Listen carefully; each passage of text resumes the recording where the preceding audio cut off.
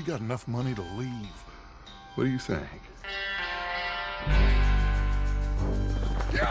Nothing means more to me than this game.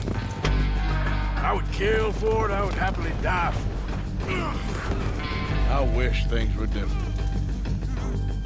But it weren't us who changed. Trust me, Arthur. Just one more That's drink. always a goddamn trade. I don't want to kill all these folk, Dutch. Just you. What about loyalty? Loyal to what matters. Do as you're goddamn told. It is us or him.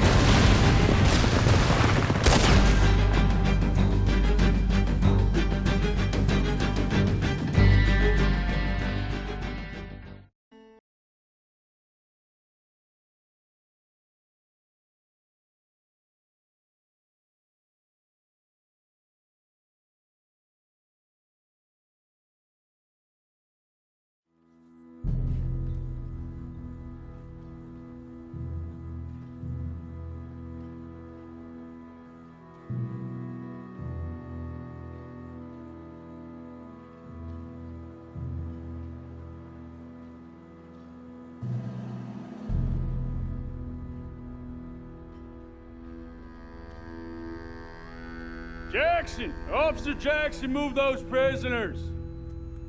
Officer Benton! Kitchens aid staff!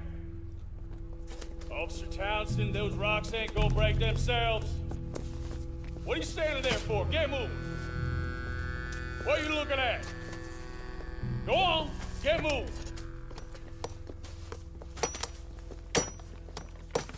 You with the hammer? And you'll do. We need to perform a work detail out in Valentine. Come on, get in. Open the gate. Come on, Milliken.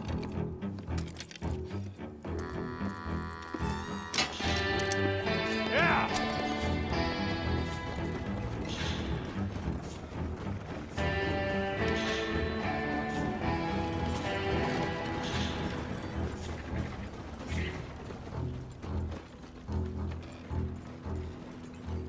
I tell you what, old Jameson is a wretched, sour old bastard, and no mistake.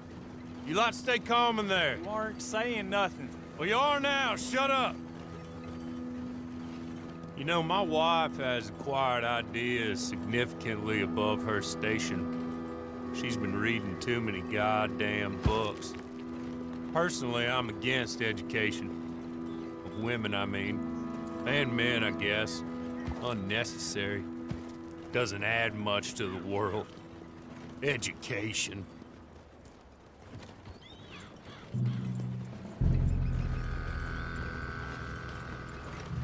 Good day, gentlemen. Oh, Don't do anything stupid. Nobody gets shot. Act like fools, and the pair of you will be dead within a minute. Now, what are your names? Jenkins and Milliken. Well, Mr. Jenkins and Mr. Milliken, throw your guns to the ground and get on down here. That's it. Very glad to meet you. It's not worth being rash. You boys get paid a salary. You get that salary whether these people escape or not. Your wives presumably want you alive. Let them out. Now, please. Okay. You all run away. Aside from you. Try to stay out of trouble. This is a stroke of good fortune for all of you. Use it. Now, Mr. Jenkins and Mr. Milliken, be so kind as to quickly run away before somebody gets shot entirely unnecessarily. Go on, don't look back. Mr. Wendt, I believe it was $50 we agreed on. It was. Here's 50 each. Each? Yes. Now get out of here, both of you. My employer and I appreciate your professionalism. All we did was stand there and look tough. And you did it fantastically well. Good day, gentlemen. Now, sir, how about you pick up these guns, and we move out? My mistress is waiting for us.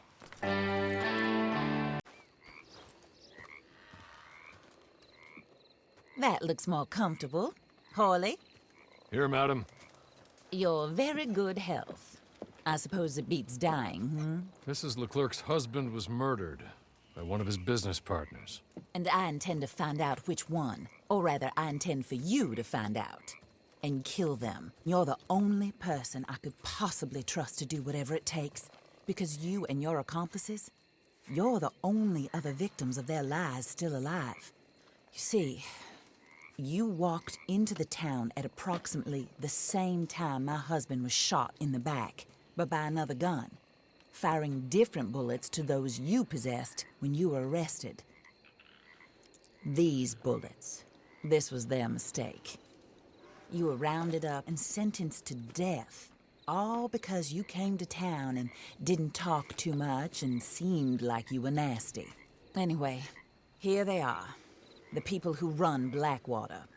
Mr. Jeremiah Shaw, banker, real estate speculator, and crook. Mr. Amos Lansing, ranch owner, speculator, and crook. Mrs. Grace Lansing, his wife, society patroness, lover of the arts, crook, and my former best friend. Teddy Brown, her disgraced brother, outlaw, wanted man, and still in contact with them. All I ask of you is your help in finding out quite what happened. Mrs. Leclerc would like to help you get back on your feet. Get back to work. Whatever your work may be, I don't judge. You want to rob? Rob. You want to save innocent folk? Do that as well. But you need me just as much as I need you. I think we all understand each other. I hope we do. Good. I look forward to rewarding you for killing those who made me a widow. My husband was a true believer in this country and in the West. He was killed for greed. Foul greed when there's quite enough for everybody. I don't care what your scruples are as to killing. I will take the full burden of that sin upon my shoulders. Goodbye, for now. Then Hawley, go introduce him to nice Mr. Cripps. I think you'll like Cripps well enough. He's long past his prime, of course, but he hasn't gone entirely crazy just yet. And he will help you, better than most of his ilk. Cripps!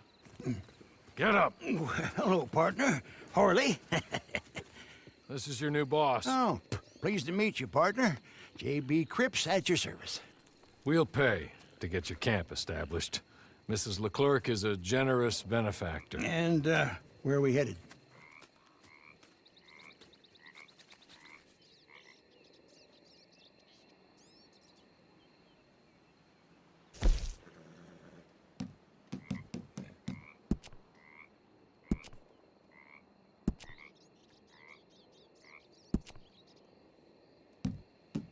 Oh, sir.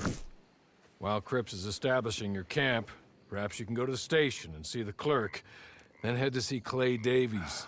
He's a horse thief, and not a terribly nice one. Then meet Cripps back at your camp. See you shortly, boss.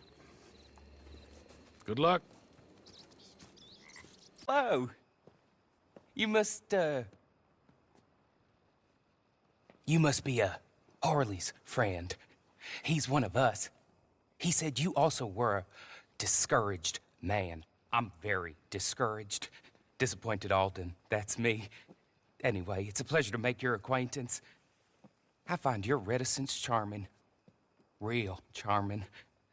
By the way, I heard you might want to earn a little money. Well, some gentlemen have been robbing our stages, and they are not part of the club, if you catch my meaning. If you can make them go away, I'm sure they will have something of interest to you. They're up in Cumberland Forest. See what you can do, okay? Here, by the way, a catalog. The latest issue. Just came into this armpit from a land more civilized. And if all works out, well, my colleagues and I move around these stations as needed. And all of us are very discouraged. We will all help a fellow sufferer with pertinent information.